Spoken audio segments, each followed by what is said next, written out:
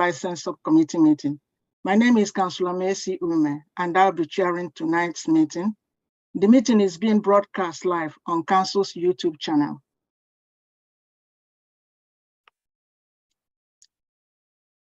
I would like to remind all participants of a few housekeeping points. Please keep your microphone muted unless you are speaking.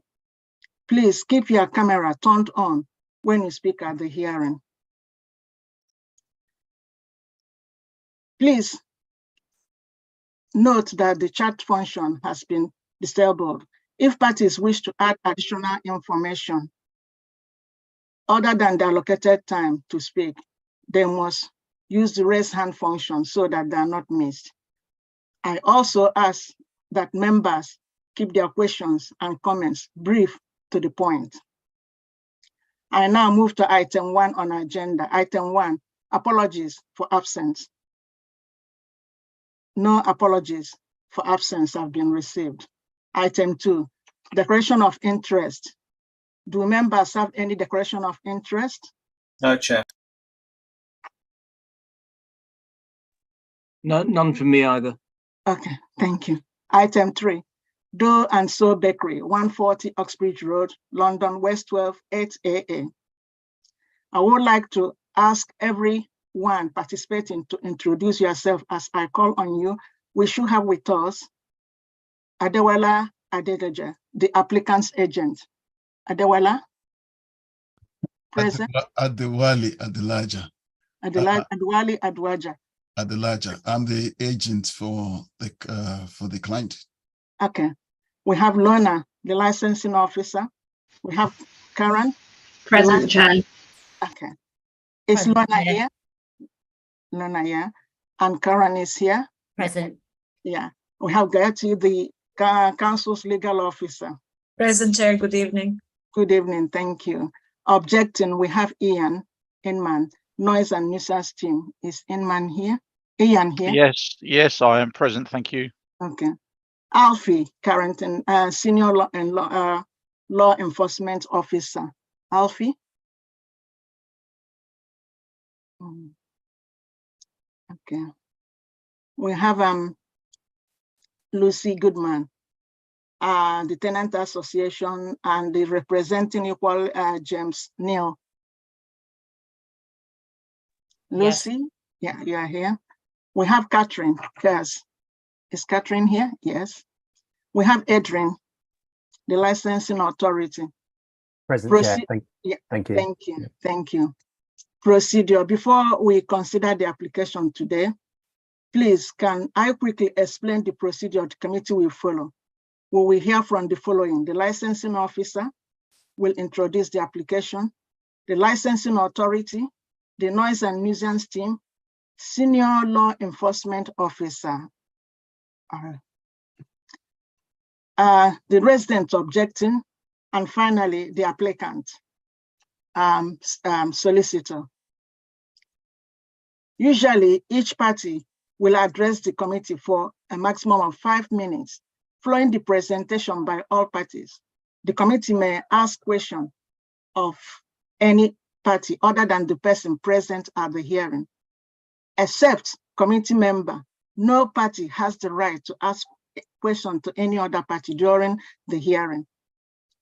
Following the presentation and questioning, each party will be allowed a maximum of 3 minutes to sum up their case or representation.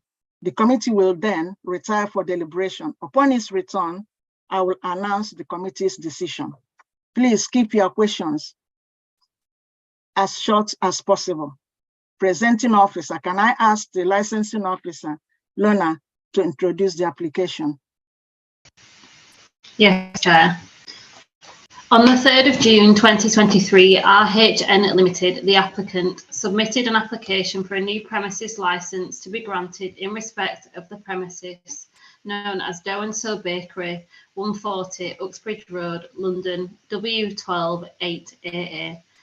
The new premises application submitted was for a proposed bakery, and the application as applied for the premises to permit the following licensable activities: the playing of recorded music indoors only, Mondays to Sundays between 7:30 a.m. till 2 a.m. The provision of late night refreshment, indoor and outdoors, Monday to Sunday between the hours of 11 p.m. to 2 a.m. The sale of alcohol on the premises only, Mondays to Sundays between the hours of 1 p.m. and 1 a.m. And the proposed opening hours of the premises was Monday to Sunday between the hours of 7:30 a.m. till 2 a.m. On the 23rd of June 2023, the applicant made further amendments to their original application and increased the licensable hours sought to the following: the provision of late night refreshment, both indoors and outdoors, Monday to Sunday from 11 p.m. till 4 a.m. and the sale of alcohol on the premises Monday to Sunday, the hours of 1 p.m. to 2 a.m. and the opening hours of the premises extended to 7:30 a.m. till 4 a.m. On the 5th of July 2023, following correspondence with the police licensing team, the applicant amended the opening hours and reduced the licensable activity times and agreed to a further 12 conditions to be added to the license should it be granted this evening. A copy of the conditions can be seen in the report, and the amendment to the licensable hours are as follows: the sale by retail alcohol on the premises Monday to Sundays from 11 a.m. till 11 p.m. The provision of late night refreshment, both indoors and outdoors, from 11 p.m. until midnight, and the proposed opening hours of the premises Monday to Sundays from 7:30 a.m. until midnight.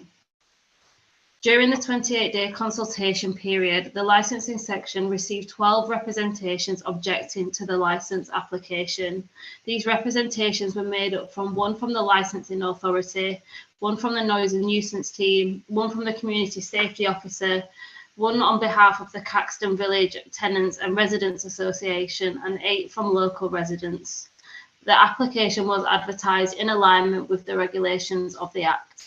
There has been 2 reported incidents of enforcement at the premises on the 13th of May and the 17th of June 2023, and these can be detailed in page 7 of the report. Thank you, Chair. Thank you, Lena. Can I ask responsible authority? Can I ask Adrian to speak? You have 5 minutes, Adrian. Thank you, Chair. Thank you, everyone. So just by way of background, the licensing authority has made a representation to this application solely on the basis of past adverse enforcement history at the premises. As you will note from the comments in my representation, and just to summarise the chronology of the case, we first engaged with the applicant in December 2022, as we had received a number of complaints that the business was operating out of hours and was advertising unlicensed hours online. At this stage, we made the applicant aware of the need to obtain a licence and gave advice on the process to apply for a licence. We also made him aware that it would be a criminal offence if he continued to offer licensable activities without the correct authorisation in place. This information was put to him in writing on the 12th of December 2022 and on the 2nd of May 2023. At the time the advice was offered, the officer concerned did note that the applicant was dismissive of the advice and seemed to be unconvinced with the information and the advice that was being offered. With this in mind, we therefore decided to follow up this advice with a test purchase on the 13th of May at 23:14. And on this occasion, a noise officer was able to purchase some hot food from the premises. It was also noted at the time that when the officer left at 11:30, the business was still open and it was showing no signs of closing at that time. Therefore, a formal written warning letter was issued to the applicant on the 26th of May 2023. We also asked if the applicant could attend a virtual meeting to discuss the offence and just to go through what the licensing regulations were. But we never received a response to this, despite chasing this for a second time on the 30th of May 2023. On the 14th of June 2023, the current application was received. And at this time, we decided it was worthwhile to try and make contact with the applicant again, only to make them aware that the business was still advertising online as being open past 11 o'clock in the evening. We explained again to the applicant that it was an offence to sell hot food and drinks past 11 o'clock in the evening until such time that a licence had been granted. On the 17th of June at 23:25, an officer from the noise team visited the premises for a further test purchase, and they found that the business was open to customers, and they did witness a customer being served coffee at that time. The officer also managed to purchase some hot food prior to leaving the premises. A warning letter was sent to the applicant on the 19th of June for this offence. And then finally, on the 30th of June, at approximately 13 minutes past 11, a third test purchase was attempted. And during this visit, the business was found to be closed with their shutters down. As you'll be aware from this timeline, officers from the team have spent a considerable amount of time and effort dealing with the case, and we've offered a huge amount of advice and guidance over the past 6 months. And despite this, we've still witnessed unlicensed activities on a number of occasions. We currently feel that any trust between the licensing authority and the applicant has broken down. And whilst the most recent test purchase showed that the premises was compliant, we still have concerns that there is a disregard generally for licensing legislation and the law and any advice offered by the council. And we therefore suggest that if you are minded to grant a license this evening, that a time-limited license is granted to try and minimise any future chances of non-compliance. I don't have anything else to add at this stage. Thank you. Thank you very much. Gertrude, your hand is up. Yes, apologies. I was going to mention it earlier, and apologies everyone. We have 2 legal observers attending the meeting tonight, so I would like everybody to be aware who is attending the meeting. There are 2 trainee solicitors, Jasmine and Safa.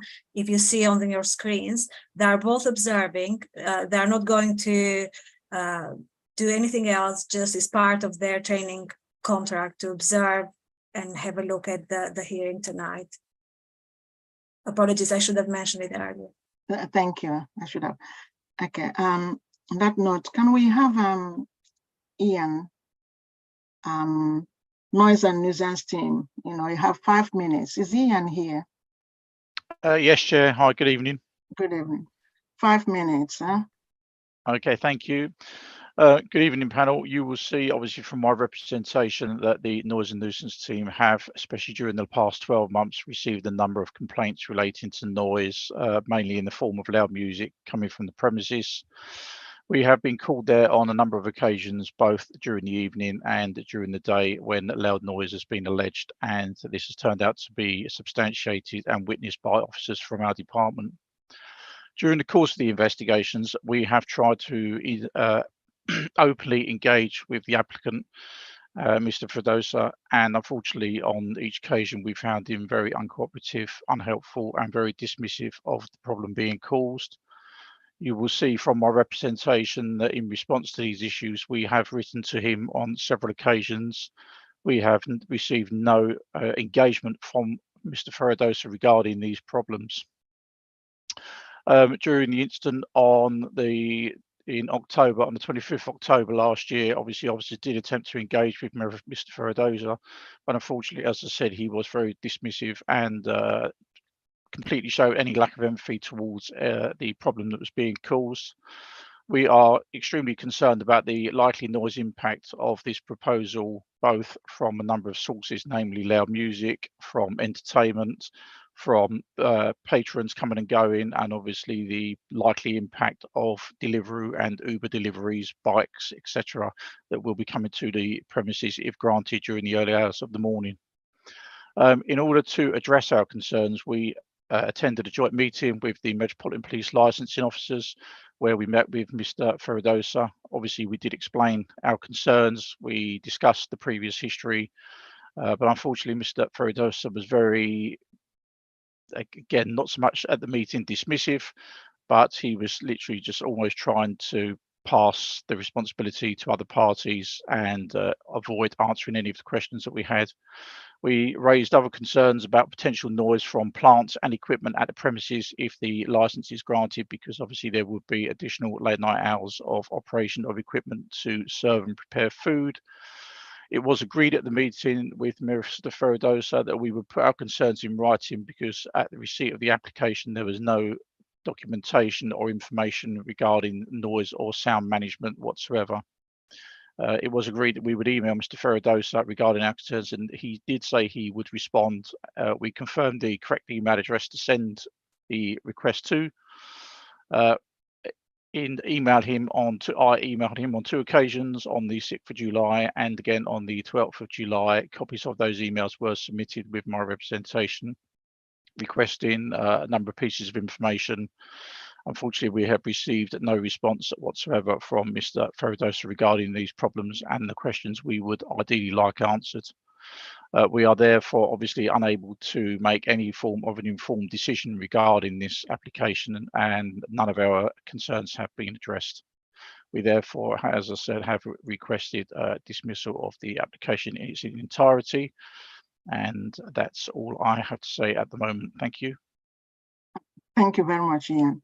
I think we have somebody on the line, which is iPhone 4 Sharon. Okay, it's gone. Sorry. It's back. Please, who is Sharon? Who is iPhone 4 Sharon? Is on the line? Is a part of our hearing today? I can't see anyone under that name, Chair. I can.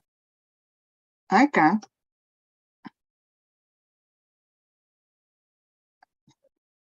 It's very right at the bottom of the list. Exactly. So who is that? Not sure. I mean, not expecting anybody else. This would be Sharon Holder from Caxton Village. Sharon Michaels, sorry, Sharon Michaels from Caxton Village, Caxton Village residents. Okay, sorry. Okay, we are not introduced. Okay, we have Alf here. Alf, I can see you on the line, but you didn't show your face. Alf, are you still here with us? Alfie?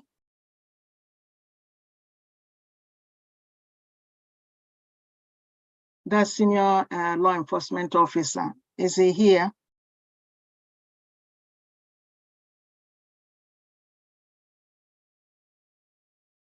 Gata, do you know whether he's here? Is he going to be speaking today? Adrian, is your hand up?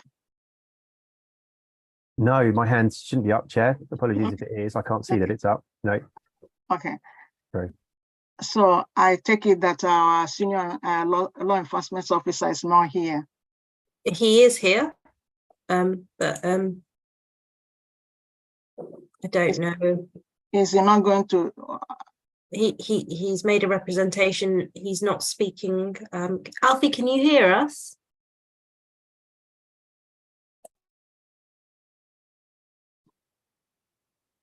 He's muted, so maybe can you unmute him? I can't unmute. No. I can ask to unmute him, which I've done. Okay. Maybe we can. What do you suggest? Maybe we can come back to Alfie as and when he's ready to speak, and then we'll go to the next speaker, please. Okay, we go to the next speaker. We have a resident.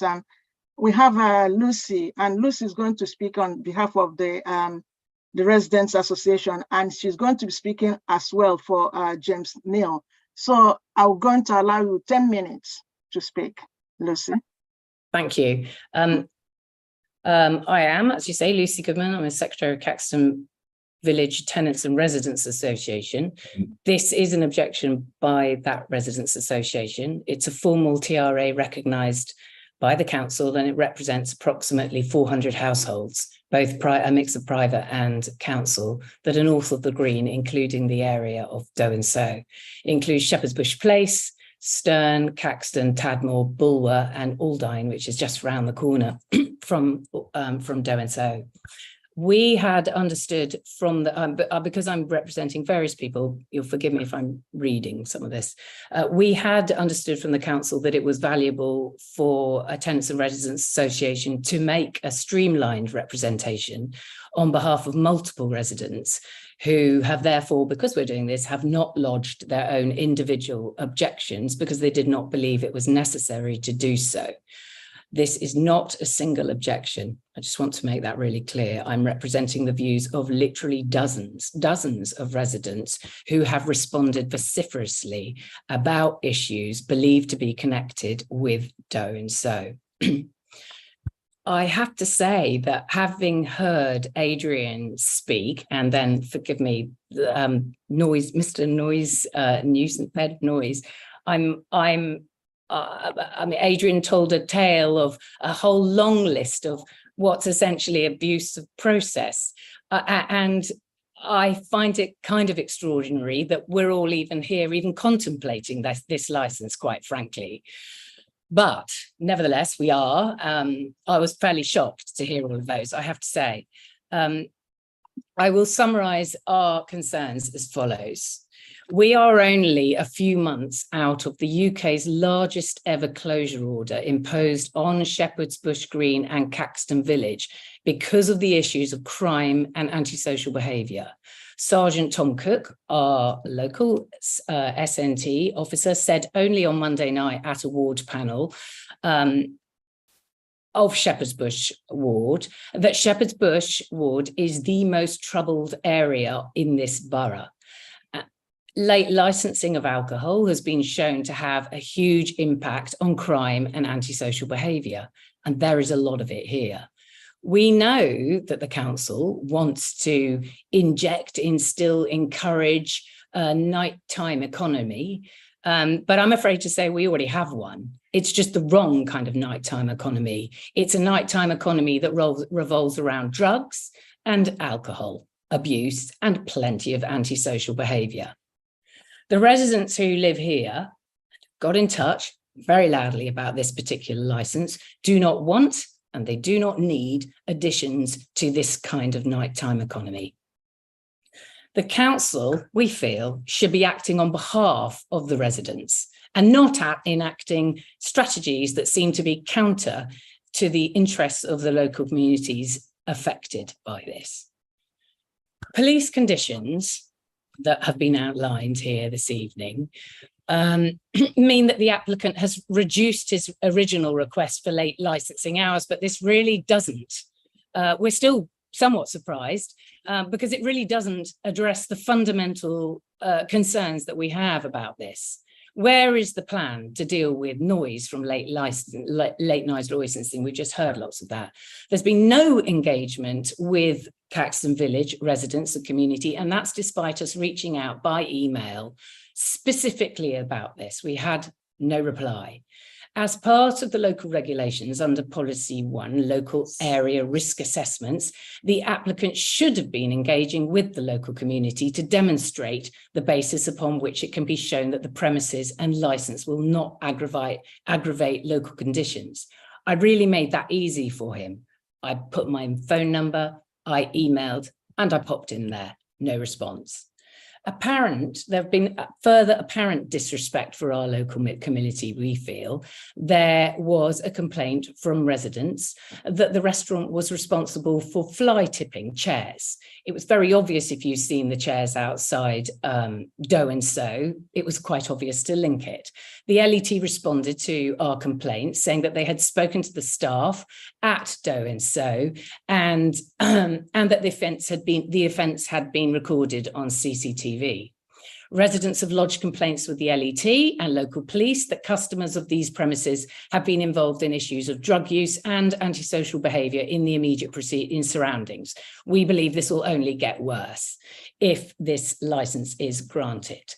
The SNT has confirmed to Caxton Village Tenants and Residents Association that there have been multiple issues requiring police presence, including drugs and theft, around and at this property.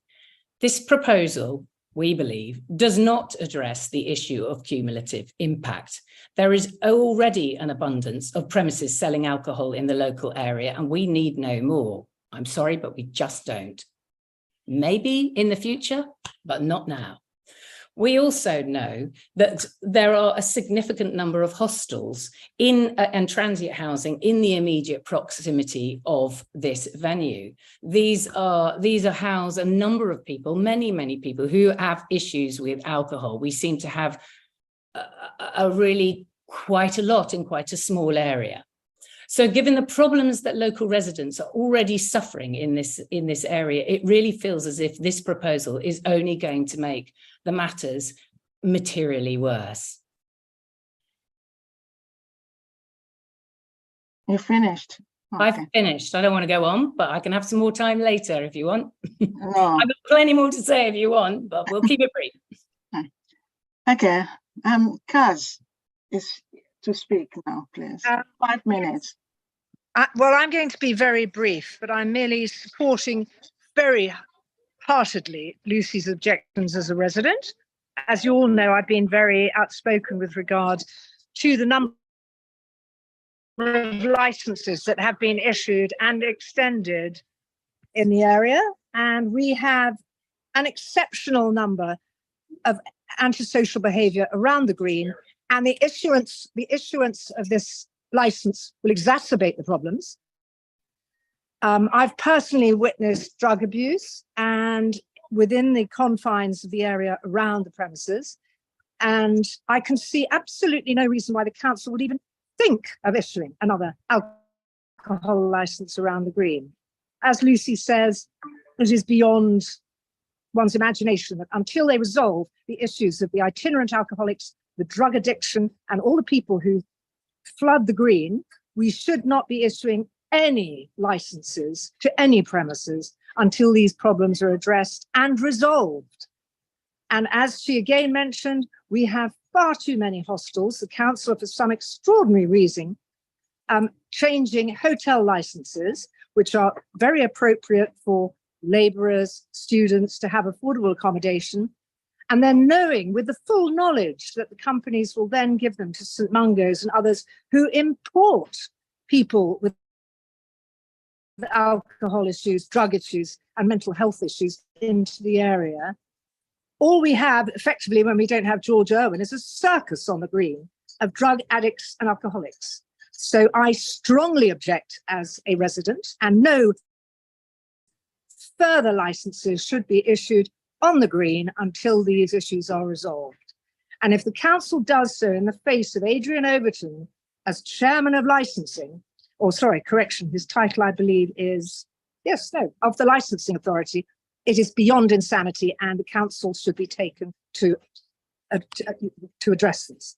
Unfortunately, I won't be able to do a summation at the end of this meeting. I have people at the house, but I felt so strongly that one's voice should be heard as a resident that I am here. So I won't be here. I will leave the meeting now, but I strongly object.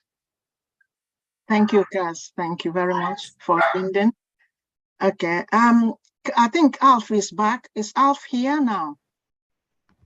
Hello, I am. Sorry about that. I've been having some technical issues with my laptop, etc., and it wouldn't allow me to log in on my phone either. So Okay. Can you hear me okay? We can, thank you. You can. Okay, yep. So I'm just on catch up with this at the moment because there's a lot of that I haven't heard due to technical issues. But with regards to that, we object, myself. So I'm standing in for Carol. She's one of the community safety officers, as you're aware, and I'm one of the senior law enforcement officers for the borough, north of the borough, covering the Shepherd's Bush Green area as well.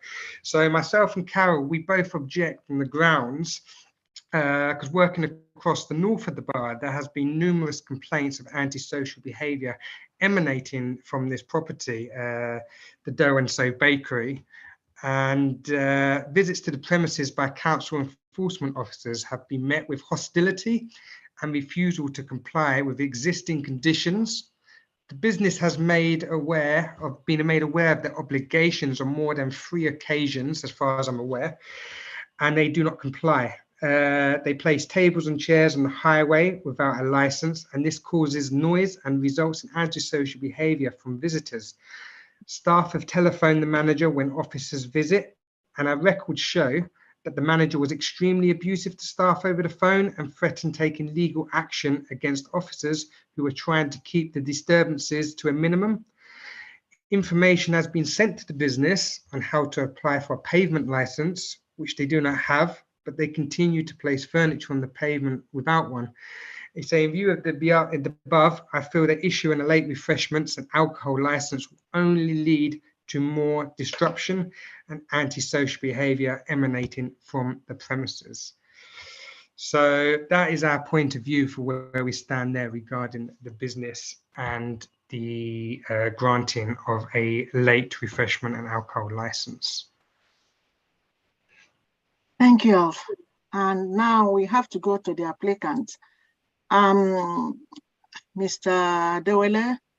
Yes. Yes. So I'm going to allow you 25 minutes. 25 minutes. Yeah. Thanks. I probably won't need that much. I will just start by saying I've listened to everyone.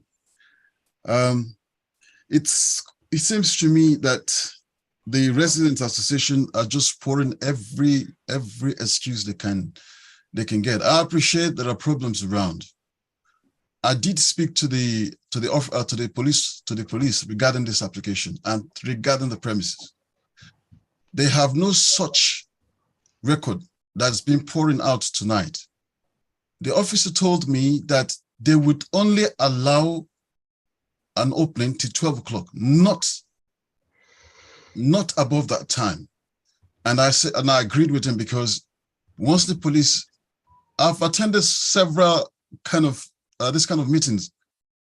In most instances, the residents always forget that the businesses is part, they're also stakeholders. Now, of course, you can make any gesture you like, but the bottom line is, the site, it's not purely residential. It is mixed use. And everyone is a stakeholder. Drug abuse, noise making is bad for any business. If drugs are being used in any place, no good customer would want to come to that area. And this particular shop, someone mentioned there was a case of drug in this shop.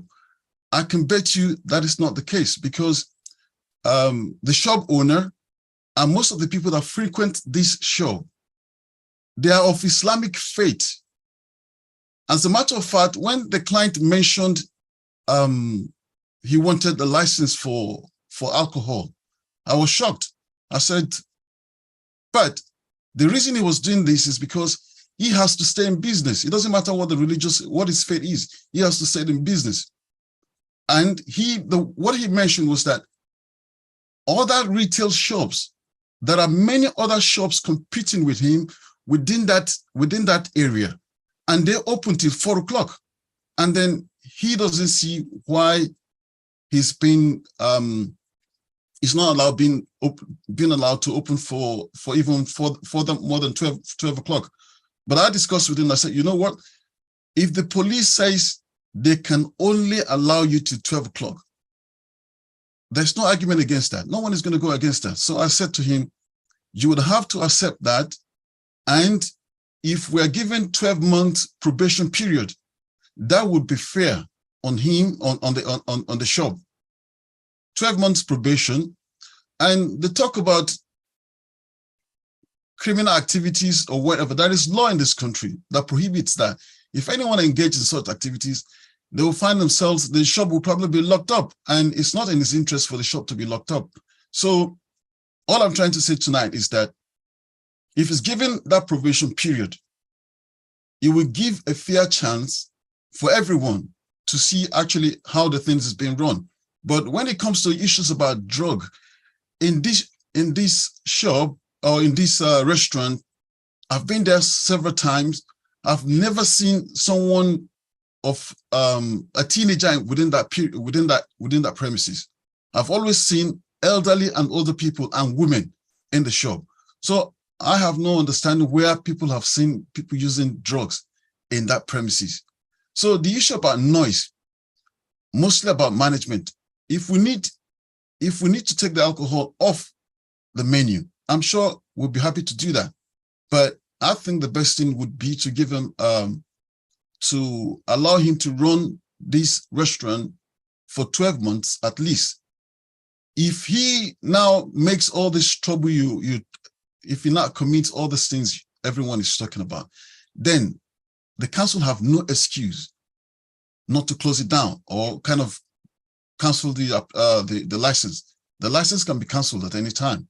So my suggestion would be, look, 12 months probation, it's okay for this side. He's not the one making the choice. There are lots of shops in that place, and the police have not made any specific allegation against these premises.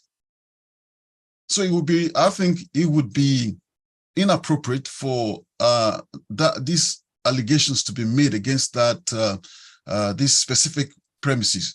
What would be fair, like I said, is that he's given that probation period, and all eyes will be on him. He was trying to compete with others. And the moment I explained to him what it meant not to follow the rules, he got the message.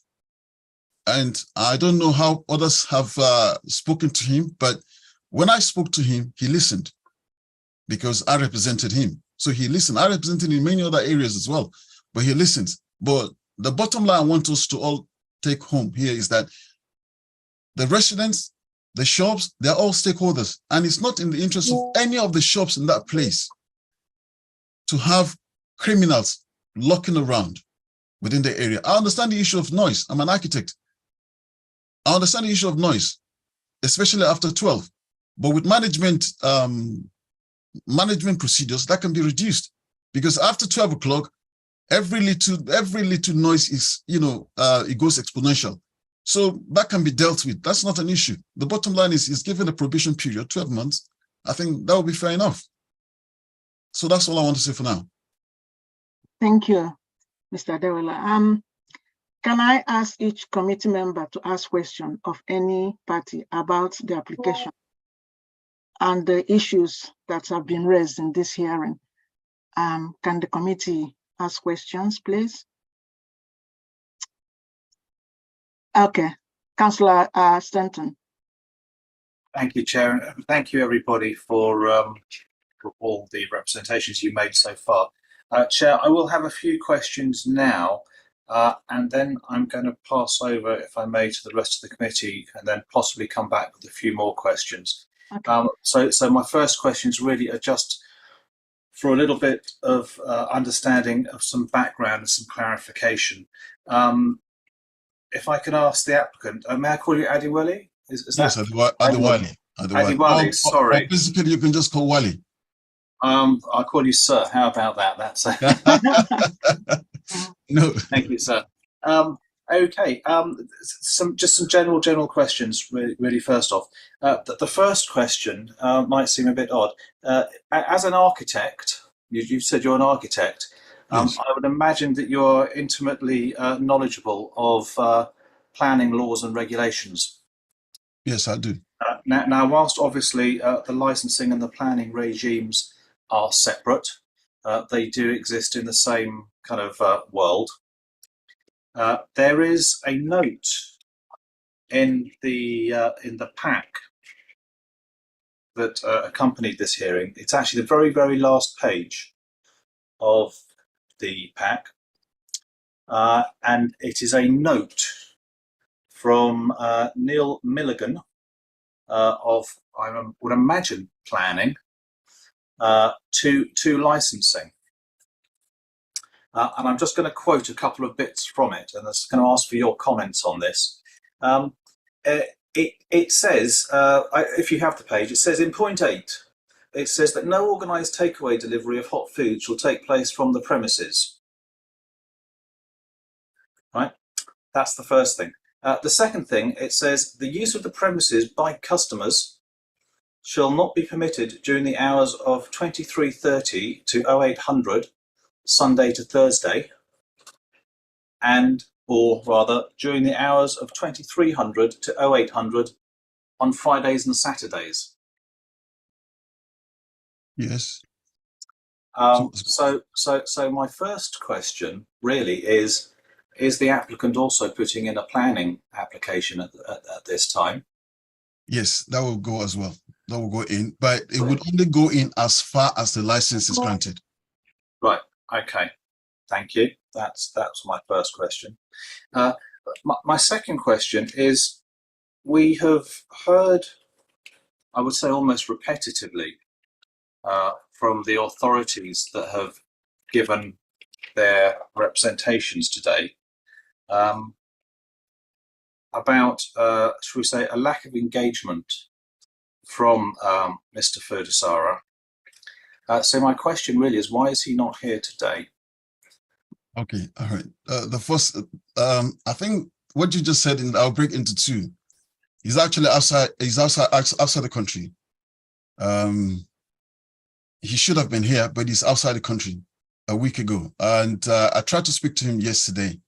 So he called me back on WhatsApp. He's not able to come in today. Now, regarding people going to him, I had a conversation with him once and I said, okay, he said somebody came to his shop. And I said, who is it? He said he has no idea because they had no badge. They had no badge in. They had no ID card with them, and he was thinking, well, I don't know. He said when I said, look, give me the details of the person that had come so I can speak to them and know what's all this all about. He said he didn't have their details. He was assuming they are from the opposite, his competitors. They're trying to shut him down. That's the kind of the idea that's going on in his head. And eventually I was able to get hold of, I said, look, when they come again, ask them their details so I can speak to them. So someone came again. I think I was able to engage that person that came again, but that's the whole scenario. But definitely I can tell you, and I can assure you, he's not in the country. Okay, thank you. I mean, I think we all know that the internet works worldwide, so I'm not entirely sure why that would mean he can't attend. But, okay. Let me clarify that. No, that's fine. Thank you. No, really, that's fine. Thank you. Yes. Okay. So, excuse me, if you don't mind, I think this will clarify. When was it that you first spoke to him about this, or that he first spoke to you about this? About the issue about people coming to the office. Yeah, people trying to speak to him. I can't say exactly when, but roughly within a month or so. No, maybe about a month and a half or two. Oh, ago. So in June. Yes. So my point is, he didn't contact you after the first contact with licensing in December. No.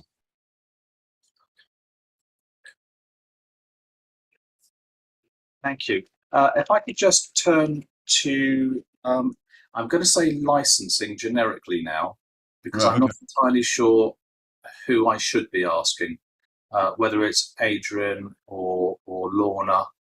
So if I can ask this question, and then you can, whoever it is that should be can answer me, which is really, firstly, just to expand a little bit on the interactions that you've had with the applicant, and to just get us better understand, because we've just heard from the applicant's agent, kind of his side, and I just want to kind of get it right in my head. What contacts were made?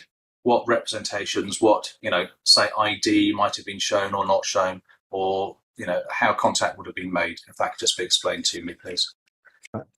Thank you. I can help you with that, Councillor. So yes, I mean, no problem.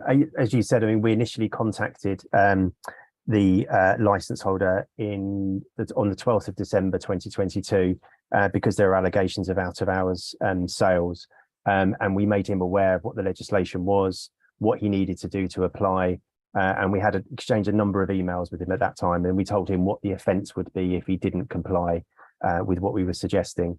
And then we asked for a test purchase on the 14th of June, and obviously that failed. And then after that, we spoke to them again, to the applicant again, and we suggested a virtual meeting, and we couldn't arrange that virtual meeting, and we chased it up again to no avail. And at the same time, we were emailing as well to try and to chase that up, and phoning as well. So I've actually got quite an extensive, from the officer who dealt with it, was very comprehensive, and there's lots of a huge sort of trail of emails and phone calls that they made. And every time they're repeating their advice, and in the warning letters they're copying in all the previous interactions and saying that we spoke to you on this occasion, we saw this on this occasion, you need to make sure that you come back into compliance, and this is the if you don't, then this could be the possible consequences. And then obviously after the 14th of June, then there was a further failed test purchase on the 17th of June with the final passed test purchase recently. Thank so you. It's been quite extensive. Okay, no, that's great. That's what I thought. I just say it's kind of when you hear something, you just want to just quickly sense check it. But that's terrific. Thank you very much. If I could just put a question to Ian of Noise and Nuisance, if I may, which is this: there have been a number of upheld noise complaints, if I can put it that way, in 2022. And I was just wondering if you could let me know if there have been any complaints received in 2023, because the trail seems to stop. Yeah, that's correct, Councillor. We haven't received any further complaints since the last complaint on the 21st of December last year. Thank you. I mean, are you aware of anything having changed, or could it actually be compliance?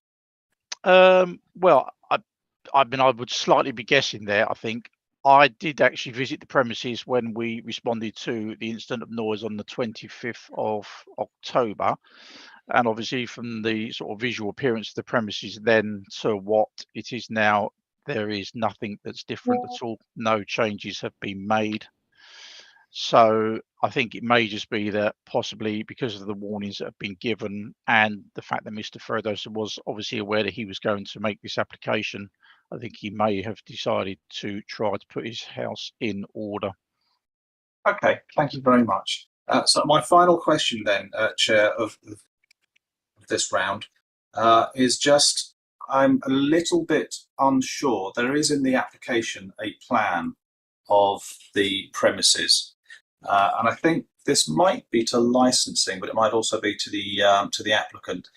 I'm not quite sure that there is normally with a plan for an alcohol license. There's like a red line, the red line area, which shows the licensable area. There is a red line in this plan, but it's sort of in the middle of the front of the premise. So I was just wondering if, where is the licensable area here? And if that's not the licensable area, what is that? A question to me, yeah? It's to whoever is best placed to answer it. Let's start with you. Yes, please. Right. So. The area within the red line is the licensable area, and that's done purposely just in front of the cashier. That's the only place you can drink. That's the only licensable area within the red line. Straightforward. Okay. Can somebody, Lorna, can you just, because to me, if there's alcohol being served, that may be where it can be drunk, but it needs to be served from somewhere. Sorry, so the plan that's in the report, actually realised was it was the original copy that was submitted when they extended the hours. When they did the extension on the 23rd of June, they submitted the plan, which is in the report, which is a clear error on my behalf. Sorry, can you say that again? You're just breaking up a little. I said when the applicant applied to amend the hours, when they did the amendment to the application, they submitted a right plan. I not put that in the report. I admitted it by mistake. Oh, I see. Okay, fine. So does the correct plan then show the licensable area to outside, including where the tables and chairs are? I'm just sorry, my computer keeps freezing. So I've got the plan. I'm just trying to zoom in on it. Thank you. Lorna, can you share that plan so we can compare, if it is possible, on the screen? I can share my screen.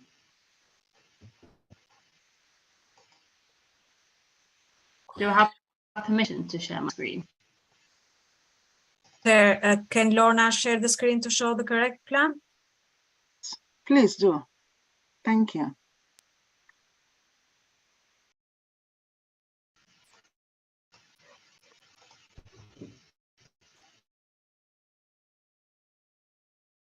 Can you see the screen? Not yet. Oh, It says you've started screen sharing, but it's, oh. Ah, right, okay. That's, right, that's what I was looking for. Perfect, thank you. I can't quite see where the extent of the red line goes at the bottom of the picture. It seems to stop halfway. yeah. Is it that line or? Yeah, I feel like this line here, where it's sticking out a bit, that seems to be where the red line stops. Okay. Fine, thank you. Also, I think the community safety officer did mention that the fact that there is not, I know it's separate to this, but they don't have a table permit outside. I don't Yes, know if Alfie's still in. He did. I have to say, I've actually looked, and maybe if Adewale, so if you could answer this, I've actually looked at some photographs. I confess I have never been to Doe So myself, so this is not from personal experience, but I have looked at some photographs, and it appears that the front of the shop, is it flush with the pavement, or is there a space between the front of the actual kind of, the windows and the door and the beginning of the pavement? It's unclear from the photographs. All right. Okay. What would normally? The front? Do you want me to answer that or somebody else? Yes, please. Could you? Right. Yes. Okay.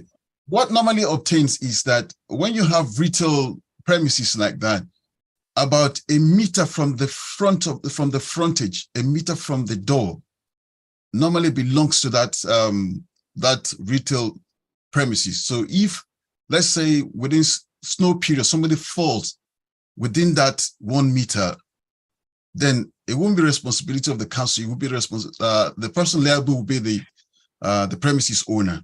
So I'm assuming that the tables you see outside is just within 1 meter. And if you see that within that premises, I'm sure that's what obtains round amongst all the shops in the area. It wouldn't be an isolated issue. Now, I'm aware that is sometimes the case. Really, I was asking it if you had a definitive knowledge of this. If you're not sure, then fine. Thank you very much. Can I clarify something? Yes. In relation to that one, even if the applicant thinks that the area just in front of the premises may belong to them, it is a public highway. And once the public highway is always a public highway. So they are not entitled to place any tables or chairs without having a license, a pavement license. Okay, thank you very much. That's everything from me for now, Chair. Thank you. Councillor Harcourt, have you got any questions? Just thank you very much, Chair. Just one or two. I'd like to first of all follow up with Adewale the business about the applicant who said he didn't know who it was who was calling to see him. But then I've heard from Mr. Overton and also from Mr. Inman, and I've seen in the pack letters with clearly Hammersmith and Fulham heading on it and clearly stated who the people were, and he's not responded. Can you tell me why he hasn't responded? Well, I'll only be guessing at this. I'll only be guessing at that. I'll only be guessing that one. The bottom line is the people that came to him, he saw them as being trying to trick him, not to compete with the other people. And every time I speak to him, he's always coming up with the idea that, look, there are shops within that area that they are doing much more. They've occupied more. They open, of course, they probably have they have the license to open outside his opening hours. I think he's got till 11 o'clock, but he sees other people opening, but I suppose this has got to do with well, like I said, I'm making an excuse. Could be an ignorance. There's no ignorance in law. But like I said at the initial stage, if anyone has committed a crime or gone against the law is there for the person to be, to be dealt with accordingly. Okay, thanks for that. Something else I'm not quite clear about is it's So Bakery, and like Councillor Stanton, I've also seen some of the pictures of the cakes and confectionery and stuff that's sold. But what do you do by hot food, and what is being suggested or being asked in terms of takeaway service and deliveries? Will it be, telephone in and people and delivery via Uber or similar? I'm not sure it's going to be by Uber, but most definitely maybe bikes.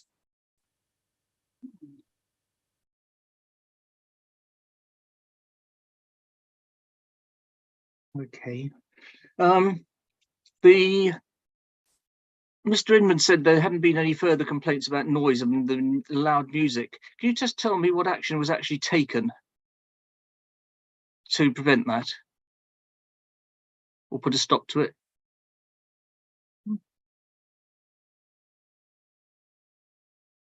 No? Okay. No answer.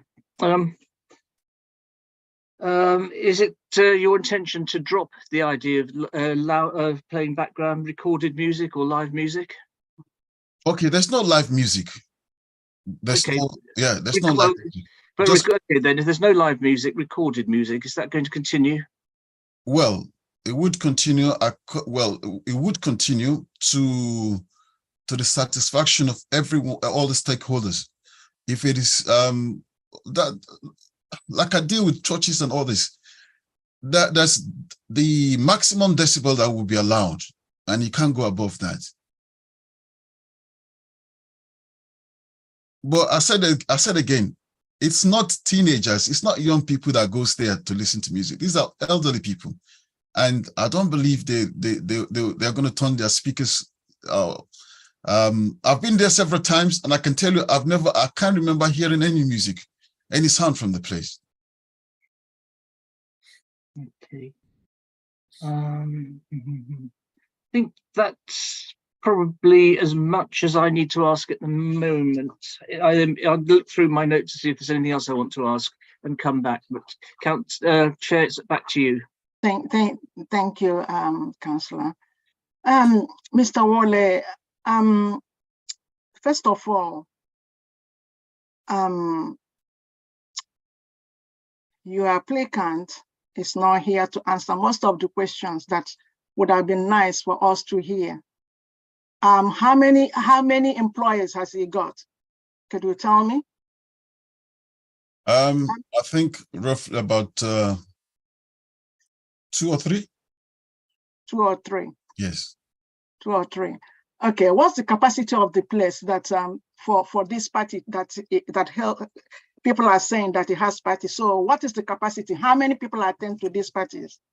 Parties, I'm not aware of any parties, but if you go there, the seats they're not movable, they're not. If you find chairs is going to be maybe not more than 8 if there are chairs, but the rest are couch, something you can relax on more. It's not something you can move all about. So total people that can be squeezed in there, I would say at a time, there shouldn't be more than maybe 10 or 15 maximum. Yeah, but you know, our license noise nuisance recorded the strength of the music. Can our noise and officer tell us the volume of that music? Because you are saying it's only 8 people. That 8 people cannot be making. No, I didn't say 8 people. I said between 10 and 15 can comfortably sit in that place at a go. So, Ian,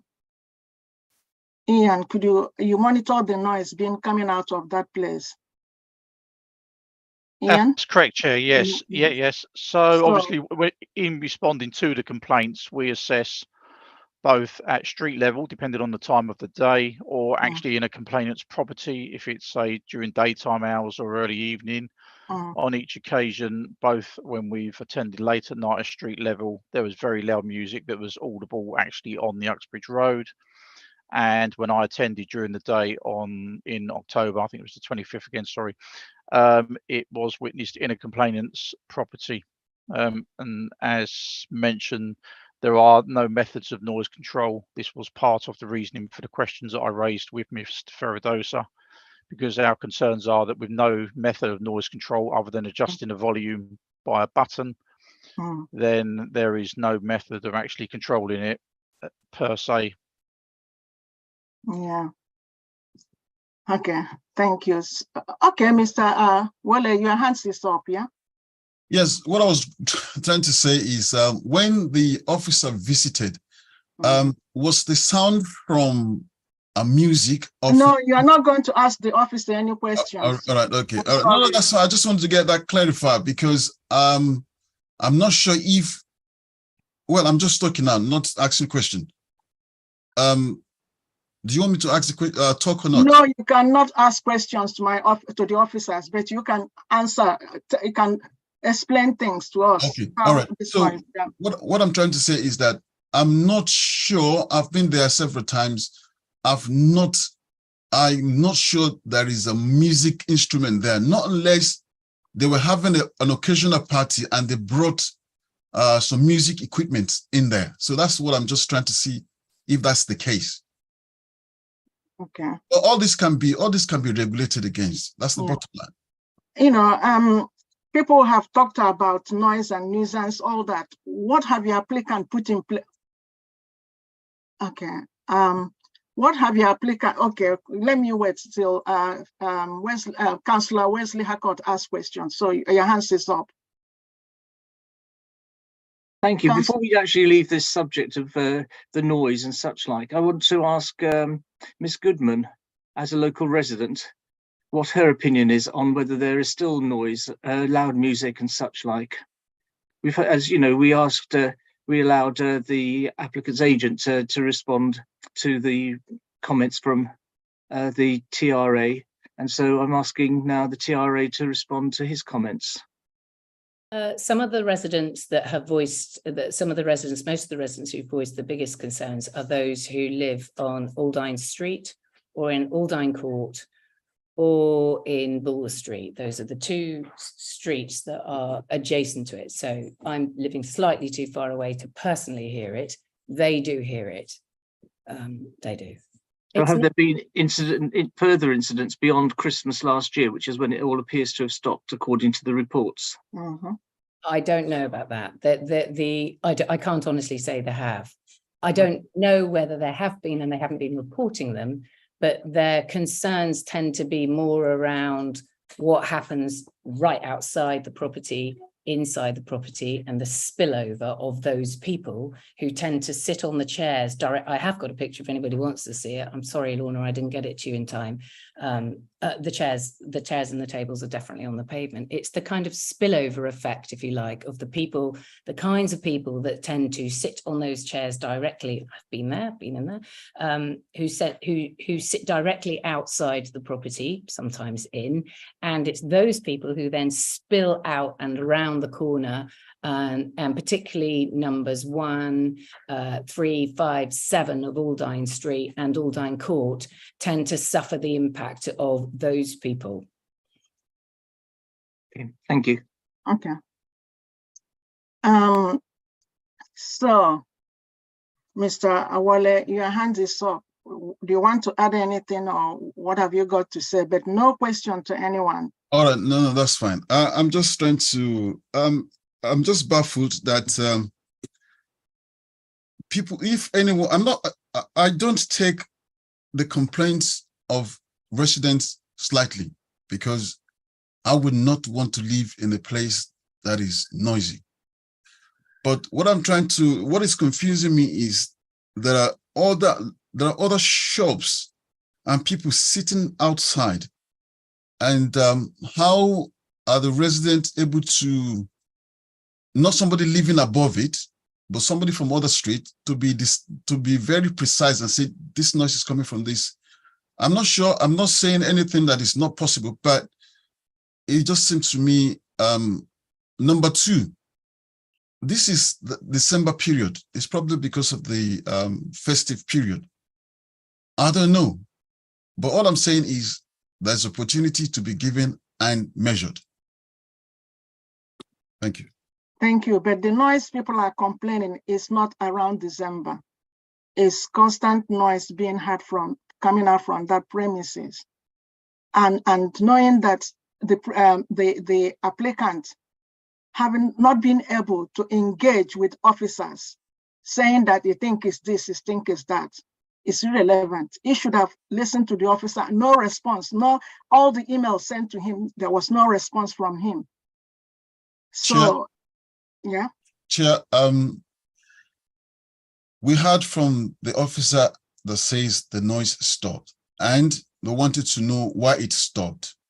We're not able to get at that, but my point is still that, okay, there might have been issues in the past, but I'm believing that issue will stay in the past. That's all I want to say.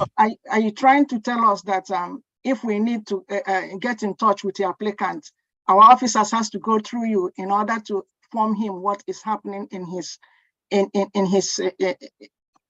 restaurant? I don't know whether it's a restaurant or. Okay. No, what I'm trying to say, Chair, what I'm trying to say is whatever has happened in the past, there's opportunity to measure now. The issue about noise, I'm not thinking it's coming from elderly people or women that comes to that place. But during festive period, especially during festive period, I'm sure things happen within that period. But now I cannot put my hand in the chest and say, okay, this is not happening, this is happening.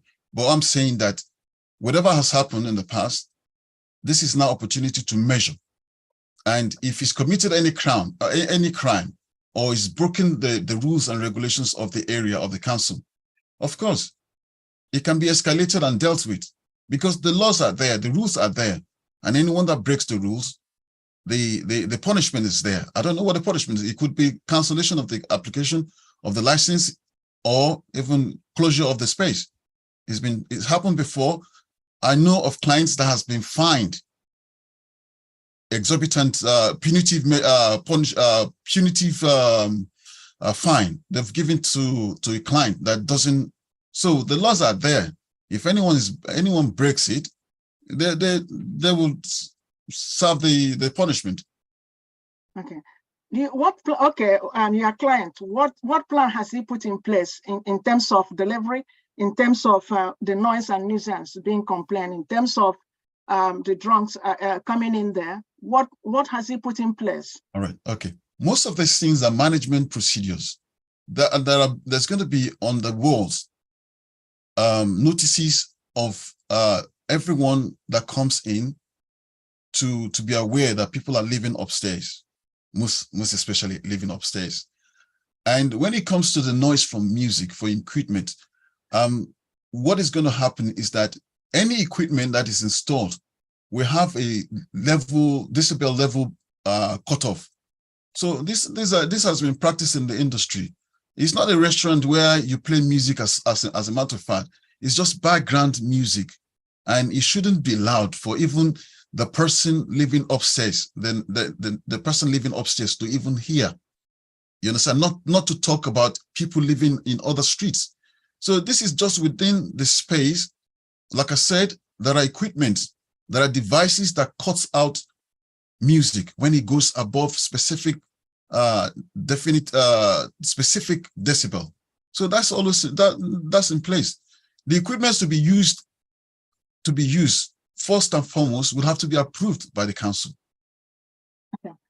I have one more question. In terms of sale of alcohol, does your client have experience in that? To another thing, does he have another business that is the same, so that maybe for the alcohol, selling alcohol, you need to have a trained staff to sell alcohol? Oh, so yes. It's got to have his certification for training. It's going through the training. Look, what I've said before is that, you see, the issue of alcohol is not compulsory for him. What is compulsory for him is to be able to sell outside, those hours. But alcohol is not compulsory because it's a Muslim restaurant. And when he first mentioned it, I said, this is haram. And then we all laughed it off. But the bottom line is, he's just trying to be, not to be behind, not to be left out behind by his competitors that are within the area. And I've spoken to the police. The police have said, look, it doesn't matter what I say. They will not allow him to sell beyond 12 o'clock. And I said, okay, that's fine. Yeah. So what has he put in place for noise? And in case people come in that are not supposed to drink there, what has he put in place? What will he say? How will he address it? Well, because drinks is not served on its own. Drinks is served with food, not just drinks. It's not a pub. The alcohol is just served with food, not alone. That's number one. Number two, I said the issue about noise, that I don't think we should talk anymore about noise because there are devices that will cut out a music set once it goes above the set limit. So the issue of noise, and the manager on site, the manager on seat would always make sure that customers are not raising or arguing or making noise that would disturb, because at the end of the day, this person would not want to lose his license. It's all based on license. It's different from when you don't have license. You don't have anything to lose. It's different. But when you have a license and the license has conditions, so I believe as a business person, you want to maintain and stay within the condition that is stipulated in your license. Okay, thank you. I know Councillor Stanton hands is up. I have one more question then. Okay, Councillor, you go on. You ask. Thank you, Chair. My question, it does follow on really from what the discussion or the questioning that's just been happening, which was with regards to licensees following all the rules because that's what they have to do. I come back to my very, very first question earlier, which is, and I meant to ask this before, but so I apologise that I didn't, is if I think it's fair to say that certainly from the representations we've had, definitely from licensing, that the the issue with this application is a belief that the license, if it were granted, would not be followed to the letter, which was why the licensing authority have asked that if it is granted, it be granted, for a limited period. Yeah. Just following on from that, rules are rules, whether they're licensing rules or, in this case, planning rules. Why is it that your client is still selling takeaway through, Just Eat, for example, when that is specifically prohibited in the planning consent?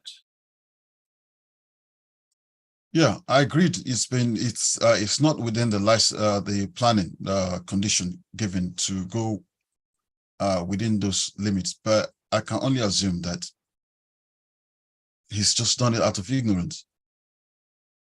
Well, there's no ignorance in law. Yeah, like yeah, I know there's no ignorance in law, but the bottom line is, you see, when some of these things happened, and I specifically spoke to him, and then I don't know, maybe I spoke his language. Maybe I spoke his language because he's from Iran and I'm from Nigeria. But the point is, I'm able to speak to him and make him understand, in his own understanding that, look, we don't do things outside the rules. Thank you. Thank you, sir. Okay, can I ask? Sorry, thank you, Councillor. Can I ask Ian?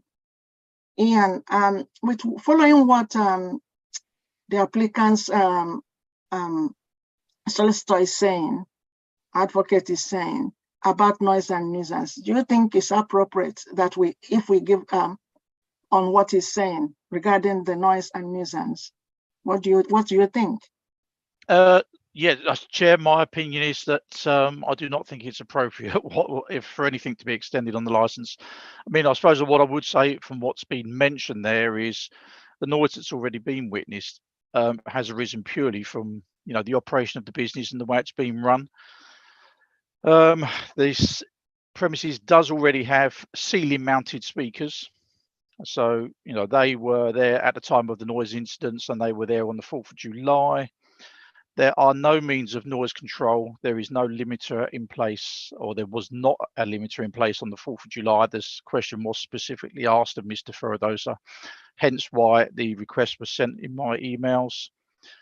In as far as noise in general, it's not just music that we are concerned about. We are also concerned about noise from the customers, especially vehicle noise, and also from operation of equipment, namely the extraction equipment for the kitchen.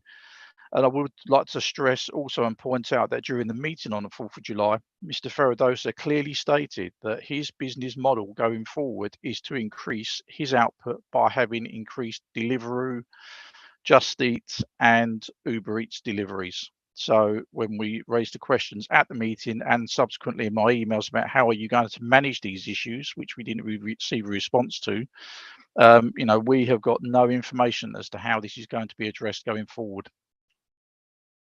Yeah, thank you very much, Ian. Now, Mr. Adewale or Mr. Awole haven't had this. So going forward, how will your applicant deal with noise? Having to hear what our noise officer is saying. How is he going to deal with the noise in terms of delivery, knowing that delivery around there, has he got his own team to deliver, or is he going to, like he said, all those there were all those delivery vans and things? How is he going to operate that? All right. Twofold. The issue about equipment, I've said that, and the officer did not say whether that's appropriate or not. As regarding that, like I said, it happens everywhere. It's a normal. It's an easy thing to cut off a music set when the decibel is gone above a set point. So that one is that one. The issue about customers inside making noise, is anywhere you go, it's a managerial thing, it's a managerial procedures. And one of the things that can help is, you have labels on there that noise is not allowed in this premises. Kindly lower your voices. And one of the things again was that an hour to closing time, people, alcohol is stopped being sold. And it's the period of calming down, allowed for people to calm down, no more sales. An hour before closing time, no more sales. That allows people to just sit down, no more activities as such. So people start leaving the premises not at once. Not everybody leaving the premises at once, but people living in 1 or 2 so that there's no noise on the pavement or outside. Now, the major issue now is the issue about delivery. When somebody phones in and say, look, I need so delivered, cars will be prohibited from, as a matter of fact, that street is not, cars are not allowed on the street to park. There's no parking on the street, on that street. So anyone parking on the street will only make money for the council because it's probably picked up by camera or anything. So I'm not sure anybody will come with Uber to come and pick up anything because parking is not allowed on that street. Now, the managerial procedure will stipulate only bikes coming to deliver, to pick up and deliver. So there's no vehicle apart from bikes. That's what is on ground now. There will be only bikes. The equipment will be inserted the device to cut off noise at specific decibel, which can be agreed with the council. And within the premises, the manager or the manager on seat will be trained to, to not allow customers to make any noise. because at the end of the day, it's a probation period. You know, it's a probation period. So my belief is that all this that has been experienced in the past will be a thing of the past. That's if he's given the license to operate. That's all I can say, because he's only given an hour anyway. It's just an hour. Okay. In terms of having to have his own food being delivered to him, so do you know what time does he have a delivery? That is, people delivering the main food he cooks. There is an alleyway at the back. There's an alleyway at the back that is, I can't remember the name of the road, but there's an alleyway that comes to that from the back. So all deliveries is done through that side where there is parking, and that's a bit far away from the shop itself. And then what time is that? Because those people that live on that side, that's why we have a representative representing all of them. So those people that live on that side. So what time are they going to have the delivery? Not 12 midnight when people are sleeping. So would you know exact time? And not 5 a.m. when people are sleeping. So what do you know exact time they're going to have their delivery? Honestly, I wouldn't know, but I believe whatever time that is stipulated by the council or the local association, I think we can all come to agreement with the local association that, look, within so time, you can deliver your because there are lots, it's a mixed use area. There are lots of shops there. They have their own delivery time. I don't know, but we need to agree with the association, housing association or the resident association, and agree the specific time they would rather want it. Maybe it's in the afternoon or between 6 and 8 o'clock. All right, I have a councillor, that committee member that wants to ask question. Yeah, thank you, Chair. Just a quick follow up on that. When you say bike delivery, do you mean motorbike or do you mean push bike? Well, we have both in operation, so I'm not sure which one the council would rather do away with. But there is the go bike or something. That's bicycle actually, and there are ones on bike. So I'm not sure which one is which one. Okay, and one final question, which goes back a little way, I'm afraid, which was a point raised by the Tenants and Residents Association, which was they'd asked to meet the applicant, and its involvement in with the community is something that is a requirement. Why has that not happened, and what plans are there to rectify that in the future? Well, frankly, I'm hearing this for the first time. And I've seen the lady, Lucy Goodman. So what I would do is, like I said, a lot of things can be agreed together. I said in the first place, the place, everyone is the business, the residents, they're all stakeholders in the place. And it's in the interest of everyone to be in harmony. Otherwise, it's not good for business and it's not good to the residents. So in this case, the issues, any of the concerns, I can personally guarantee that I will be there to meet with the residents. And whatever is agreed will be agreed. And if the client now goes outside what is agreed, by all means, his license can be revoked. And I believe, once again, that after 12 months, I'm sure Lucy Goodman will be around to to actually speak what she has seen. I believe you will have life and you will live long you will live long. Yes.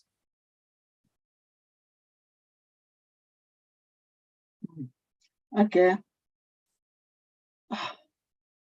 All right. Any more questions? Okay. All right. Chair, I'm sorry, I've got a question. Just more clarification. Okay. Is it okay? this is for licensing. Just to be clear, the committee tonight is looking at an application only for the sale of alcohol and the late night refreshments. So the requirement that was initially on the application for playing of recorded music has been dropped and it's not relevant anymore. Okay. That's our solicitor advising on that. I just want licensing to clarify. So when you deliberate as councillors, you are clear on what application you are looking tonight. Okay. So Lorna, can you please clarify that the application tonight is for the sale of alcohol on the premises only, and the provision of late night refreshment, both indoors and outdoors, and the requirement of the playing of recorded music indoors only that was requested with the initial application is not relevant anymore? Or whether that is until midnight. It's not very clear from the reports. I just want to clarify that before we go to the summing up, please. Yeah, sorry, 1 second. My computer's just frozen again.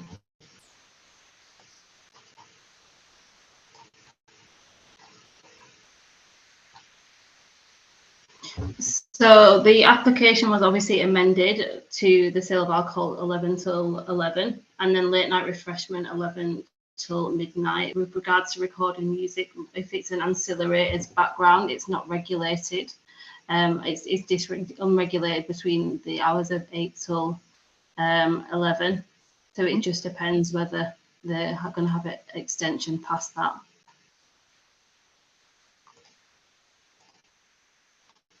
I don't know if Karen has anything that I want. Yeah, sorry, Chair. I was just going to add, if I can, that even though they're not applying for recorded music, considering that there is issues with noise, if they are providing ancillary background music, there are conditions in relation to stereo or television equipment and measures they can put in place to reduce that noise. Okay. Thank you, Karen. In that case, Mr. Adewale, I don't know whether they're going to still continue with the music. And if they're going to continue with the music, what are they going to put in place? Because they're saying that he had mentioned that there's the speakers above and all that. I don't think he's going to take it down and say no more. So what will he put in place? Not to lower the music, because it has to be something concrete that we don't want people outside or upstairs to hear the music. So, Chair, I want to reemphasize I'm not sure whether the noise team would agree with me on this. There is a device is used in several places that once it gets to that limit, it cuts off. Once it gets to that limit, it cuts off, because frankly, I will not accept to live above a shop that the floor or the walls will be shaking, when I'm 12 o'clock, when I'm about to sleep. So like I said again, there is a device that cuts off music, whatever the music. Once you touch that limit, the limit will be agreed with the council, or the council can stipulate it cannot go above so decibel. That's all we need. Once we get that, it is set, and the device will cut out the music. It cannot go above that. okay. All right. Okay. Any more questions from committee member? None. Okay. In that case, we have to go into for summing up. So please, can I have the licensing officer, Lorna, to sum up? You have 3 minutes to sum up. Nothing further to add, Chair. Nothing else to add. Can I have Adrian to sum up? 3 minutes. Thank you, Chair. I won't take that long, but it was only really to say that my representation still remains. I was slightly not confused or just surprised, really, that there was no explanation for the licensing offences this evening. And it seems that the applicant's representative hasn't really acknowledged the issues, hasn't acknowledged the offences, and especially the issues from the noise team, the issues that were mentioned by the law enforcement team, by residents as well. And it's almost as if we've all got it wrong and it didn't happen. So normally in these circumstances, we would expect, you know, an explanation in terms of, oh, you know, on this particular occasion, there was a management failure. This person wasn't trained properly, or we didn't realize what the time was on this occasion, you know, that type of information. But I've got none of that information to really go on. So I can only say that really we've still got no confidence that the applicant is going to uphold the licensing objectives. I can't see any reason, you know, because they've been providing unlicensed activities and we've got no explanation as to why they did that, why they would then comply with a license if you were to issue one this evening. So I know in my representation, I said originally I'd be happy with a 12th month license. I mean, I would have no objection if you didn't grant a license, to be honest with you, this evening, because I really don't have any confidence in the management of the premises, and I would be concerned. I would be concerned that the licensing objectives would be breached if you did grant a license this evening. Nothing else from me. Thank you, Chair. Thank you very much. Please, I think there's somebody.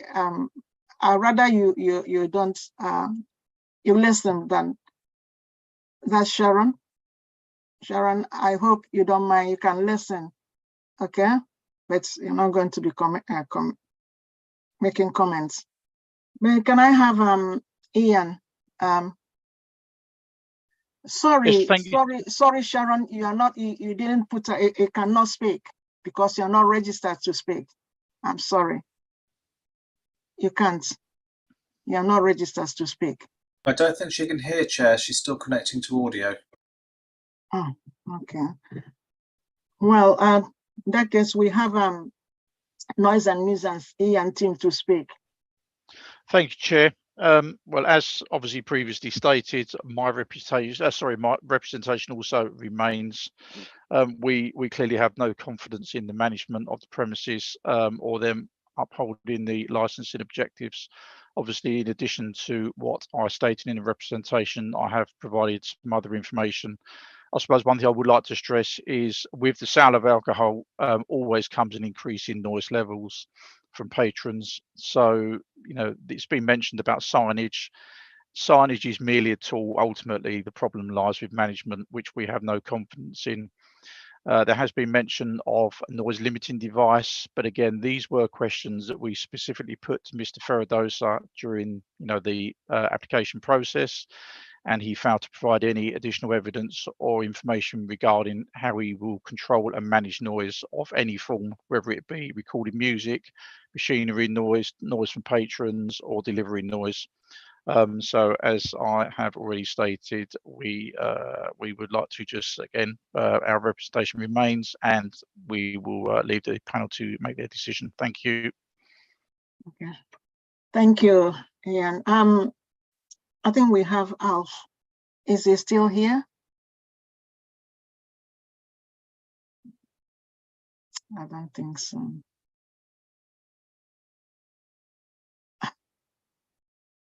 I don't think so. I can't see him. Okay, in that case, maybe we have Lucy. I'll allow you 6 minutes to sum up. Okay.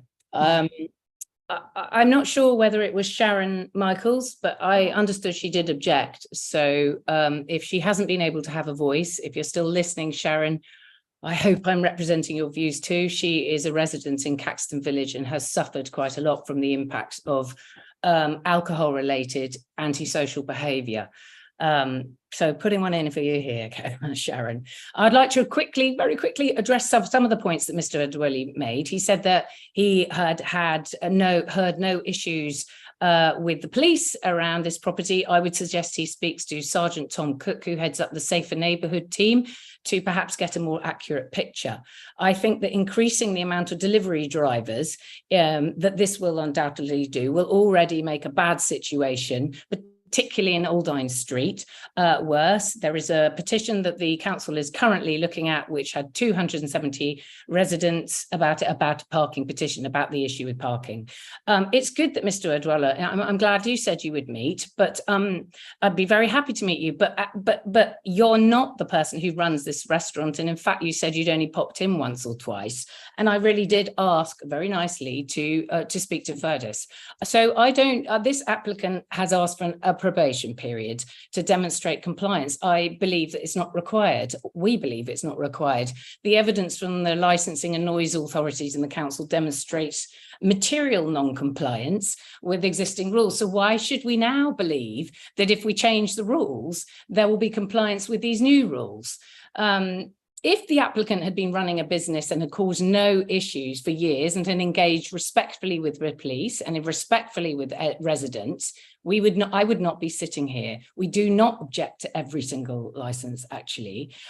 We only object to licenses where they're poorly managed, and I believe this one is poorly managed. So in summary, I guess in an area of Hammersmith and Fulham, which outshines all others in the borough as a hotspot for alcohol and drug abuse behaviour, we do not believe that a licence forwarded to this particular applicant is appropriate, and we strongly object. Thank you. Okay, and in that case, I'm going to ask the applicant solicitor to speak on his behalf. So I'm going to allow you 9 minutes to speak. Right, okay. I've heard what everyone has said, and if I come back to what the last speaker said, and the police did write in black and white what they are prepared to accept. And we agreed with that.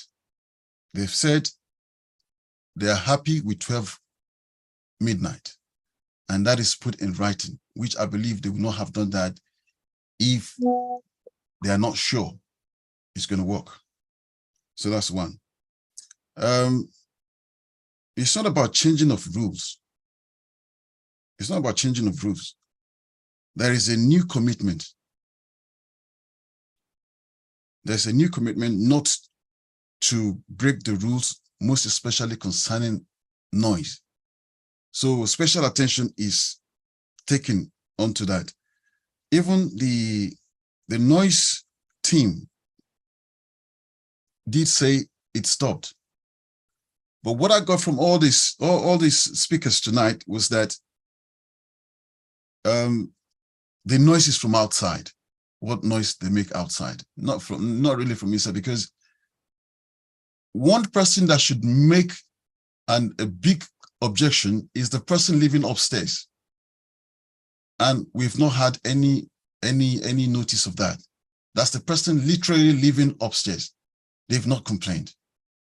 So I believe if left to just the residents, the tenants and residents, and I've seen this happen in every borough of London. It happens within most of the boroughs.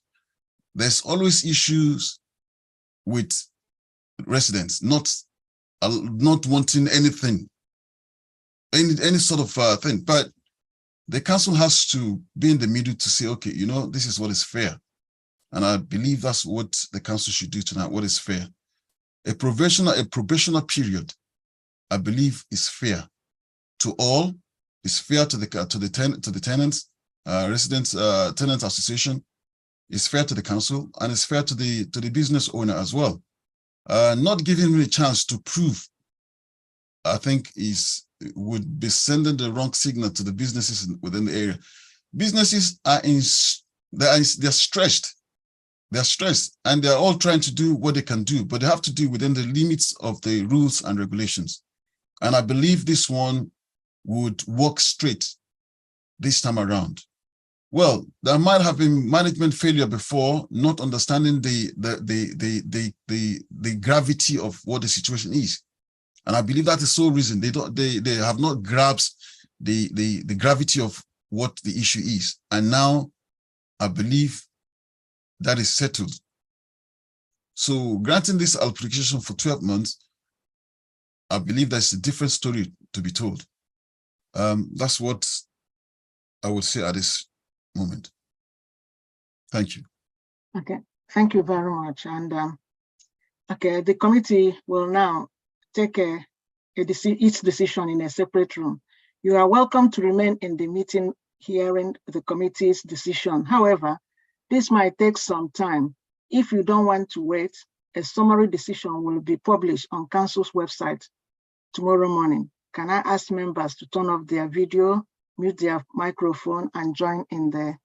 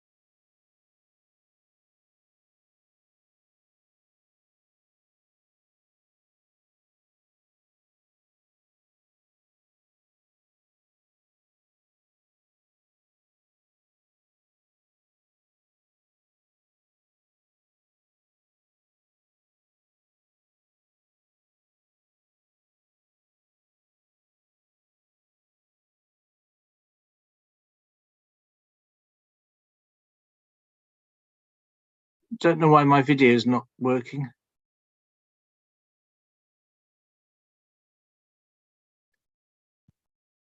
His Teams fully closed. It may still have the focus on the camera.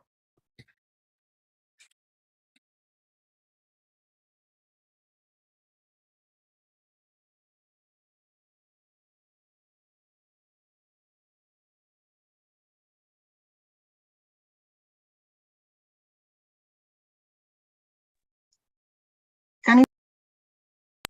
Yeah. Yeah. But I mean, I could log out and log back. I cannot. Oh dear.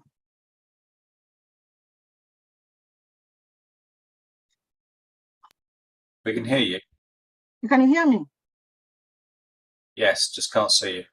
No, I just don't know why. I don't want to log in and log out. Okay, is everybody there? Getty, is everybody there? Hello? Let me double check, Chair. Because I can't see myself. I don't know what's that. If I log in and log out, I might start having an issue now. So I can't see Ian, the noise and nuisance officer, or the law enforcement officer. Oh dear. Alfie, I can't see them. I can see the applicant's agent, but I don't know whether he can hear us or he realizes that we are live.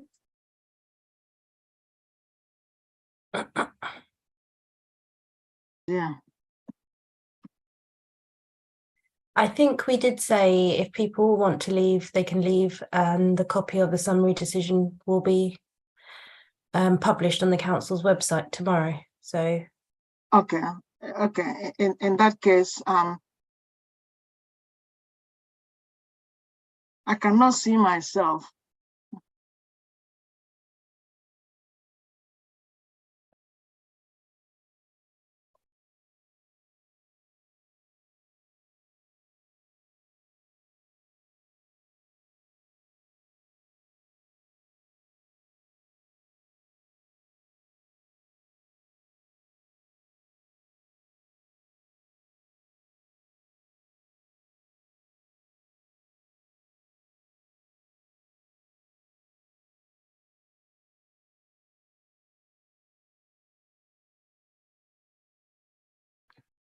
Right, I am now there eventually.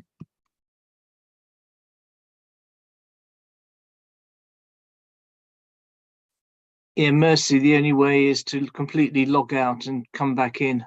That's what I've had to do.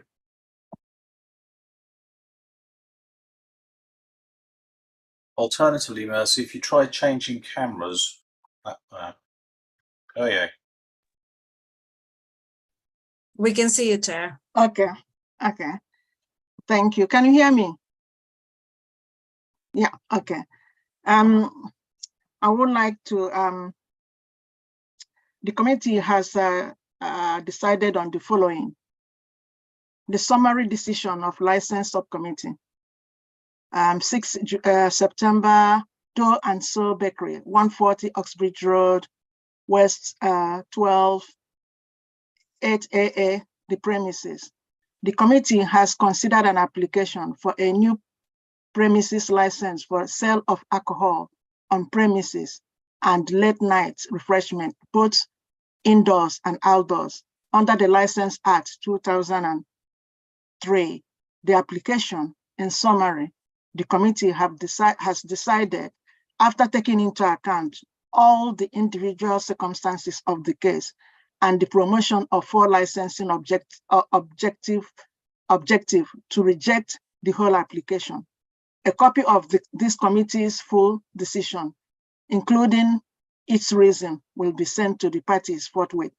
If any party is unhappy with the decision, they are entitled to appeal to the magistrate court within 21 days from the date of notification of the full decision. I would like to thank everyone for attending or watching tonight's meeting. Thank you, everyone. Thank you. Good night.